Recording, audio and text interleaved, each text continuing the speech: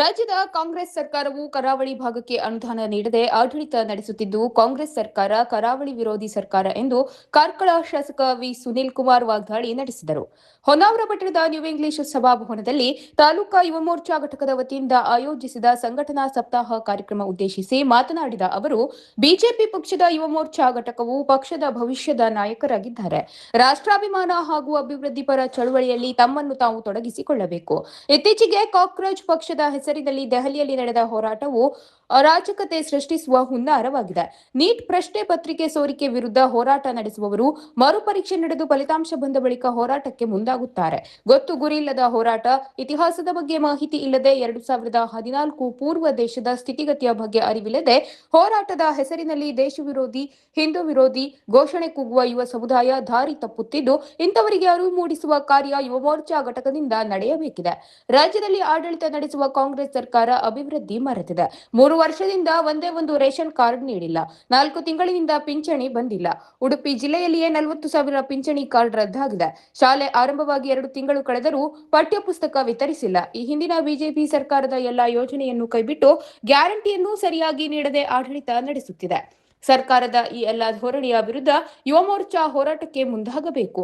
ಜನರನ್ನು ಸೆಳೆಯಲು ಜನಪರ ಹೋರಾಟ ನಡೆಸಬೇಕು ಎಂದು ಕರೆ ನೀಡಿದರು. 2014ರ ಮುಂಚೆ ಭಟ್ಕಳದಿಂದ ಕಾರವಾರದ ತನಕದ ರಸ್ತೆ ಹೆಂಗಿತ್ತು, ಈಗ ಹೆಂಗಾಗಿದೆ? ಎಷ್ಟು ವಿಮಾನ ನಿಲ್ದಾಣಗಳು ಭಾರತದಲ್ಲಿ ಆಗಿದೆ? ಒಂದೇ ಭಾರತ್ ರೈಲು ಮೊದಲೆಲ್ಲಿತ್ತು, ಈಗ ಹೆಂಗಾಗಿದೆ? ರೈಲ್ವೆ ನಿಲ್ದಾಣಗಳು ಹೆಂಗಾಗಿದೆ? ಕಿಸಾನ್ ಸಮ್ಮಾನ್ ಯೋಜನೆ ಪ್ರತಿ ವರ್ಷ 6,000 ರೂಪಾಯಿ ಕೊಡುವಂತ ನರೇಂದ್ರ ಮೋದಿ ಅವರ ಯೋಜನೆ ಒಂದು ದಿನವೂ ಕೂಡ ಆಚೆ ಈಚೆ ಆಗಲಿಲ್ಲ. ವರ್ಷದಲ್ಲಿ 3 ಬಾರಿ ಅವರು ಹೇಳಿದಂತ ದಿನಾಂಕ ದಿವಸನೇ ಕೋಟ್ಯಾಂತರ ಜನರಿಗೆ ಕಿಸಾನ್ ಸಮ್ಮಾನ್ ಬರ್ತಾ ಇದೆ. ನೋಡೋಣ, ಗೃಹಲಕ್ಷ್ಮಿ ಬರಲಿ, ನೋಡೋಣ ಅವ್ರು ಹೇಳಿದ ಡೇಟಿಗೆ 6 ತಿಂಗಳು ಗೃಹಲಕ್ಷ್ಮಿ ಬರಲೇ ಇಲ್ಲ.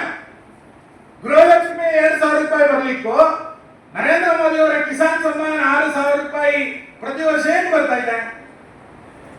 ನಾನು ಯಾಕೆ ಇದನ್ನೆಲ್ಲವನ್ನೂ ಬಿಡಿಸಿ ಹೇಳ್ತಾ ಇದ್ದೀನಿ ಅಂತ ಕೇಳಿದ್ರೆ, ನಮ್ಮ ಯುವ ಮೋರ್ಚಾದ ಕಾರ್ಯಕರ್ತರು ನಾವು ಈ ವಿಷಯವನ್ನು ಅರ್ಥ ಮಾಡಿಕೊಂಡು ಯುವ ಸಮುದಾಯದ ನಡುವೆ ಈ ವಿಷಯವನ್ನು ಇಟ್ಟುಕೊಂಡು ಹೋಗ್ಬೇಕು. ಹೋಗ್ಲಿಲ್ಲ ಅಂತಂದ್ರೆ ಅವರಿಗೆ ನಾವೇನ್ ಮಾಡ್ತಾ ಇದೀವಿ ಅಂತಾನೆ ಗೊತ್ತಿರೋದಿಲ್ಲ. ನಾವು ಮಾಡಿದ್ದೇ ಸರಿ ತಂದ್ಕೊಂಡ್ಬಿಟ್ಟಿದ್ದಾರೆ ಅವರು. ನೀಟ್ ಪರೀಕ್ಷೆನಲ್ಲಿ ಪ್ರಶ್ನೆ ಪತ್ರಿಕೆಯಲ್ಲಿ ಸೋರಿಕೆ ಆಗಿದ್ರೆ ನಾವು ಸಮರ್ಥನೆ ಮಾಡಿಕೊಳ್ಳೇ ಇಲ್ಲ. ಆ ಪ್ರಶ್ನೆ ಪತ್ರಿಕೆ ಸೋರಿಕೆ ಆದ ನಂತರ ಮರುಪರೀಕ್ಷೆ ಆಗಿದೆ. ಮರುಪರೀಕ್ಷೆ ಅತ್ಯಂತ ಅಚ್ಚುಕಟ್ಟಾಗಿ ಆಗಿದೆ.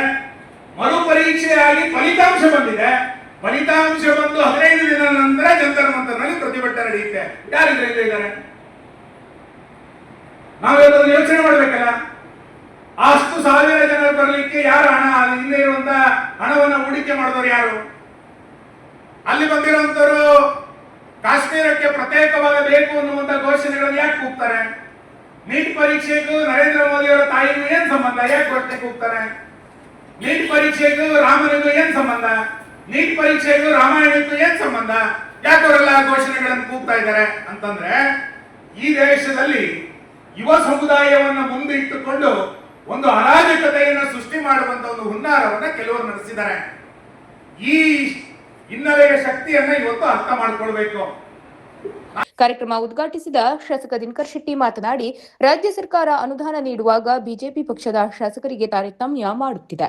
ರಾಜ್ಯದ ಸಚಿವರಾದ ಸತೀಶ್ ಜಾರಕಿಹೊಳಿ ಅನುದಾನ ನೀಡಲು ಬಂದಾಗ ಕುಮಟಾದ ಕಾಂಗ್ರೆಸ್ ಮುಖಂಡರು ಅಪಪ್ರಚಾರ ಮಾಡಿ ಅನುದಾನ ನೀಡಲು ತಡೆ ಹಿಡಿಯುವ ಕೆಲಸ ಮಾಡಿದರು. ಬಿಜೆಪಿ ಸರ್ಕಾರದ ಅವಧಿಯಲ್ಲಿ 1 ಕೋಟಿ ವೆಚ್ಚದಲ್ಲಿ ಒಂದು ಸೇತುವೆಗೆ ಹಣ ಮಂಜೂರಾಗಿತ್ತು. ಆದರೆ ಕಾಂಗ್ರೆಸ್ ಸರ್ಕಾರ ಇಡೀ ಕ್ಷೇತ್ರಕ್ಕೆ 1 ಕೋಟಿ ಹಣ ಸೇತುವೆ ನಿರ್ಮಾಣಕ್ಕೆ ನೀಡುತ್ತದೆ ಎಂದರು. ಪಕ್ಷ ಅಧಿಕಾರದಲ್ಲಿ ಇಲ್ಲದಿದ್ದರೂ ಪಕ್ಷದ ಕಾರ್ಯಕರ್ತರು ಹೆಚ್ಚಿನ ಸಂಖ್ಯೆಯಲ್ಲಿ ಒಟ್ಟಾಗಿ ಕೆಲಸ ಮಾಡುವ ಮೂಲಕ ಪಕ್ಷಕ್ಕೆ ಶಕ್ತಿ ತುಂಬುತ್ತಿದ್ದಾರೆ ಎಂದರು. ಬೇಡಿ ಹಾಕ್ತಾರಲ್ಲ ಅಂತ ಬೇಡಿಯನ್ನ ಇವರು ಇಟ್ಟುಕೊಂಡು ಅಲ್ಲಿ ಚರ್ಚೆಯನ್ನ ಮಾಡಿದ್ದಾರೆ. ನಿಜವಾಗಿಯೂ ನಮ್ಮ ಅದೃಷ್ಟ, ನಮ್ಮ ಪಕ್ಷದ ಅದೃಷ್ಟ ಸರ್.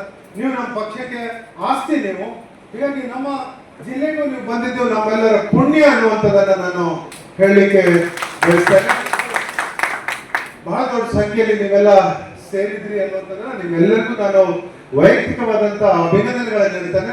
ಕೇವಲ ಹೊನ್ನಾವರ ಮಂಡಲದ ಅಷ್ಟೇ ಇಷ್ಟು ದೊಡ್ಡ ಸಭೆ ಆದ್ರೆ ಹೊನ್ನಾವರ ತಾಲೂಕಿನ ಕಾರ್ಯಕ್ರಮ ಇನ್ನೂ ದೊಡ್ಡದು ಆಗ್ತದೆ ಅನ್ನುವಂಥದ್ದನ್ನ, ಅದ್ರ ಜೊತೆಗೆ ಪಕ್ಷ ಅಧಿಕಾರದಲ್ಲಿ ಇದ್ದಾವಾಗ ಮಾತ್ರ ನಾವು ಕಾರ್ಯಕರ್ತರನ್ನ ಇಷ್ಟು ದೊಡ್ಡ ಸಂಖ್ಯೆಯಲ್ಲಿ ಕಾಣಲಿಕ್ಕೆ ಸಾಧ್ಯ ಆಗ್ತದೆ. ಆದ್ರೆ ಇವತ್ತು ನಮ್ಮ ಪಕ್ಷ ಅಧಿಕಾರದಲ್ಲಿ ಇಲ್ಲ. ಆದ್ರೂ ನೀವೆಲ್ಲ ಇಷ್ಟು ದೊಡ್ಡ ಸಂಖ್ಯೆಯಲ್ಲಿ ಬಂದಿದ್ರಿ ಅಂದ್ರೆ ನಿಮಗೆ ಪಕ್ಷ ಮುಖ್ಯ, ಪಕ್ಷ ದೇಶ ಮೊದಲು, ಪಕ್ಷ ನಂತರ ಅನ್ನುವಂತ ಭಾವನೆ ನಿಮ್ಮಲ್ಲಿ ಇರೋದ್ರಿಂದ ನೀವೆಲ್ಲರೂ ಇವತ್ತಿಗೆ ಬಂದು ಸೇರಿದ್ರಿ. ಹೀಗಾಗಿ ನಾವು ನಮ್ಮ ಮೇಲೆ ಜವಾಬ್ದಾರಿ ಇದೆ.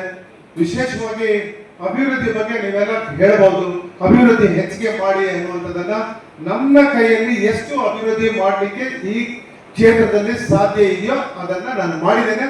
ಆದರೂ ಒಂದು ವಿಷಯವನ್ನ ನಾನು ನಮ್ಮ ನಾಯಕರಲ್ಲಿ ಹೇಳೋದು ಏನಂತ ಹೇಳಿದ್ರೆ, ನಾನು ಇವತ್ತು ಯಾವುದೇ ಒಂದು ಮಂತ್ರಿಯವರ ಹತ್ರ ಅಥವಾ ಮುಖ್ಯಮಂತ್ರಿಯವರ ಹತ್ರ ಹೋಗಿ ನಮ್ಗೆ ಅನುದಾನ ಕೊಡಿ ಅಂತ ಕೇಳಿದವಾಗ ಅವರು ಬಿಜೆಪಿ ಶಾಸಕರು ಅಂತ ಹೇಳಿ ಅಲ್ಲೇ ಕರೀತಾರೆ ಸರ್. ಇದ್ರ ಬಗ್ಗೆ ತಾವು ಮುಂದಿನ ದಿವಸಗಳಲ್ಲಿ ನಮ್ಮ ಪರವಾಗಿ ಮುಂದೆ ನಿಂತು ನಮ್ಗೆ ಸಹಾಯವನ್ನ ಮಾಡಬೇಕಾಗ್ತದೆ ಅನ್ನುವಂಥದ್ದನ್ನ, ಅದರ ಜೊತೆಗೆ ನನ್ನ ಮಾಜಿ ಶಾಸಕಿ ರೂಪಾಲಿ ನಾಯ್ಕ್ ಮಾತನಾಡಿ, ಯುವಕರಿಗೆ ಶಕ್ತಿ ನೀಡುವ ಕಾರ್ಯಕ್ರಮ ಸಂಘಟಿಸುವ ಮೂಲಕ ಯುವ ಮೋರ್ಚಾ ಸಂಘಟನೆಯು ಉತ್ತಮ ಕಾರ್ಯಕ್ಕೆ ಮುಂದಾಗಿದೆ. ಜಿಲ್ಲೆಯಲ್ಲಿ ಯುವ ಮೋರ್ಚಾ ಹಾಗೂ ಮಹಿಳಾ ಮೋರ್ಚಾ ಸಂಘಟನೆಯವರು ಉತ್ತಮವಾಗಿ ಕಾರ್ಯನಿರ್ವಹಿಸಿ ಪಕ್ಷ ಜಿಲ್ಲೆಯಲ್ಲಿ ಸಂಘಟಿತವಾಗಲು ಶ್ರಮಿಸುತ್ತಿದ್ದಾರೆ ಎಂದು ಪ್ರಶಂಸೆ ವ್ಯಕ್ತಪಡಿಸಿದರು. ಇವತ್ತು ಸಂಕಷ್ಟಾರ ಮಹಾಗಣಪತಿಯ ವ್ರತ. ಈ ಸಂಕಷ್ಟಾರ ಮಹಾಗಣಪತಿಯ ವ್ರತದಂದೇ ನಮ್ಮ ಇಲ್ಲಿಯ ಯುವ ಮೋರ್ಚಾದ ಅಧ್ಯಕ್ಷರು ಆದಂತಹ ಶಿವಾನಂದ್ ಮರಾಠೆಯವರು ಬಹಳ ಅದ್ಭುತವಾಗಿ ಅವ್ರು ಮಾತಾಡಿದ್ ನೋಡಿದ್ರೆ ಆ ತಾಕತ್ತು ಮತ್ತೆ ಆ ಮಾತಾಡುವ ಶೈಲಿ ನೋಡಿದ್ರೆ 100ಕ್ಕೆ 100 ಹೊನ್ನಾವರ ಭಾಗದಲ್ಲಿ ಆ ಯುವ ಸಂಘಟನೆ ಏನ್ ನೀವು ಸಂಕಲ್ಪ ಮಾಡಿದ್ದೀರಿ ಆ ಸಂಕಲ್ಪವನ್ನು ಮಾಡಿ ತಿಳಿಸ್ತೇನೆ ಅಂತ ಹೇಳಿ ನನಗೆ ಕಾಣ್ತಾ ಇದೆ. ಶಿವಾನಂದ್ ಮರಾಠೆಯವರೇ, ನಿಮ್ಮ ಪ್ರಧಾನ ಕಾರ್ಯದರ್ಶಿಯವರು, ಎಲ್ಲ ಕಾರ್ಯದರ್ಶಿಯವರು, ಎಲ್ಲ ಯುವಕರಿಗೆ ನನ್ನ ಅನಂತ ಧನ್ಯವಾದಗಳನ್ನು. ಮತ್ತೆ ಹೊಸದಾಗಿ ನೀವು ಈ ಮಂಡಲದ ರಚನೆಗೆ ಸ್ವಾಗತವನ್ನು ಕೋರ್ತಾ ನಾನು ಹೇಳುವುದಿಷ್ಟೇ, ಜಾಸ್ತಿ ಮಾತಾಡೋದಿಲ್ಲ. ಯಾಕಂದ್ರೆ ನಮ್ಮ ಹಿರಿಯರು ಸುನೀಲ್ ಸರ್ ಅವರು ಇಲ್ಲಿ ಬಂದಿದ್ದಾರೆ, ಅವರ ಮಾತುಗಳನ್ನು ನಾವು ಇವತ್ತು ಕೇಳಬೇಕಾಗಿದೆ. ಕನಸುಗಳನ್ನ ಬಹಳ ಕಾಣ್ತೀವಿ ನಾವು. ಕನಸು ಕಾಣಬಹುದು ಯಾರು ಕೂಡ. ನಾವು ಕನಸುಗಳನ್ನ ಕಾಣ್ತಾ ಇರ್ಬೇಕಾದ್ರೆ ಆ ಕನಸಲ್ಲಿ ಯಾವ ಕನಸು ನಮ್ಗೆ ನನ್ಸಾದ್ರೆ ನಮ್ಗೆ ಆತ್ಮಕ್ಕೆ ಚೆನ್ನಾಗಿ ಸಂತೋಷ ಆಗುತ್ತೆ ಅನ್ನೋದು ನಾವು ಉಳಿಸ್ಕೊಳ್ಬೇಕು. ಕನಸು ಬಹಳಷ್ಟು ಬರ್ತಾ ಇರ್ಬೋದು, ಕನಸು ಕಾಣೋದು ಕೂಡ ಏನು ತಪ್ಪಲ್ಲ, ಕನಸು ಕಾಣ್ಬೇಕು. ಆದ್ರೆ ಕನಸು ಅದು ಸಕ್ಸೆಸ್ ಆಗ್ಬೇಕು, ಹೌದಲ್ಲ? ಅದು ಶ್ರಮ ಇರ್ತದೆ. ನೀವು ಒಂದು ಕನಸು ಕಾಣಿಸಿದ್ದೀರಿ ಇವತ್ತು, ಯಾರಿಗೆ ಜನರಿಗೂ ತೋರಿಸಿದ್ದೀರಾ, ನೀವು ಕೂಡ ಆ ಕನಸು ತೊಟ್ಕೊಂಡಿದ್ದೀರಾ. ಆ ಸಂಕಲ್ಪ ಅಂದ್ರೆ ದಡ ಮುಟ್ಟೋದಂದ್ರೆ ಆ ಸಂಕಲ್ಪ ನೀವು ಇವತ್ತೇನು ಮಾಡ್ಕೊಂಡಿದ್ದ ಸಂಕಲ್ಪ ದಡ ಮುಟ್ಟಬೇಕಂದ್ರೆ ನೀವು ಆ ಒಂದು ಇವತ್ತಿನ ದಿನದಿಂದ ನಿಮ್ಮ ಕಾರ್ಯಗಳನ್ನ, ನಿಮ್ಮ ಕೆಲಸಗಳನ್ನ ಚಾಚು ತಪ್ಪದೆ ಮಾಡಬೇಕು. ಭಾರತೀಯ ಜನತಾ ಪಾರ್ಟಿ ಬಿಜೆಪಿ ಜಿಲ್ಲಾಧ್ಯಕ್ಷ ಎನ್ಎಸ್ ಹೆಗಡೆ ಮಾತನಾಡಿ, ಜಿಲ್ಲೆಯ 17 ಮಂಡಲದಲ್ಲಿಯೂ ಯುವ ಮೋರ್ಚಾ ಉತ್ತಮವಾಗಿ ಸಂಘಟಿತವಾಗಿ ಹಲವು ಕಾರ್ಯಕ್ರಮ ಯಶಸ್ವಿಯಾಗಿ ನೆರವೇರಿಸುತ್ತಿದೆ. ಮುಂದಿನ ಎಲ್ಲಾ ಚುನಾವಣೆಯಲ್ಲಿ ಪಕ್ಷದ ಅಭ್ಯರ್ಥಿಗಳು ಗೆಲುವು ಸಾಧಿಸಲು ಯುವ ಮೋರ್ಚಾ ಪ್ರಮುಖ ಪಾತ್ರ ವಹಿಸಲಿದೆ ಎಂದರು. ಯುವ ಸಮುದಾಯ ಡ್ರಗ್ಸ್ ದುಶ್ಚಟದಿಂದ ದೂರವಿಡಲು ಸಹಿ ಸಂಗ್ರಹಕ್ಕೆ ಚಾಲನೆ ನೀಡಲಾಯಿತು. ಯುವ ಮೋರ್ಚಾ ಜಿಲ್ಲಾಧ್ಯಕ್ಷ ಪ್ರೇಮ್ ಕುಮಾರ್ ಅಧ್ಯಕ್ಷತೆ ವಹಿಸಿದ್ದರು. ವೇದಿಕೆಯಲ್ಲಿ ಮಾಜಿ ಸಚಿವ ಶಿವಾನಂದ ನಾಯ್ಕ್, ಮಾಜಿ ಶಾಸಕ ಸುನೀಲ್ ನಾಯ್ಕ್, ಮಂಡಲಾಧ್ಯಕ್ಷ ಯೋಗೇಶ್ ಮೆಸ್ತಾ, ಪಕ್ಷದ ಮುಖಂಡರಾದ ಈಶ್ವರ್ ನಾಯ್ಕ್, ಕೆಜಿ ನಾಯ್ಕ್, ಎಂಜಿ ಭಟ್, ವೆಂಕಟೇಶ್ ನಾಯ್ಕ್, ಪಕ್ಷದ ಪದಾಧಿಕಾರಿಗಳು ಉಪಸ್ಥಿತರಿದ್ದರು. ಯುವ ಮೋರ್ಚಾ ತಾಲೂಕಾ ಅಧ್ಯಕ್ಷ ಶಿವಾನಂದ್ ಮರಾಠಿ ಸ್ವಾಗತಿಸಿದರು. ಕೃಷ್ಣ ಜೋಶಿ ಕಾರ್ಯಕ್ರಮ ನಿರ್ವಹಿಸಿದರು.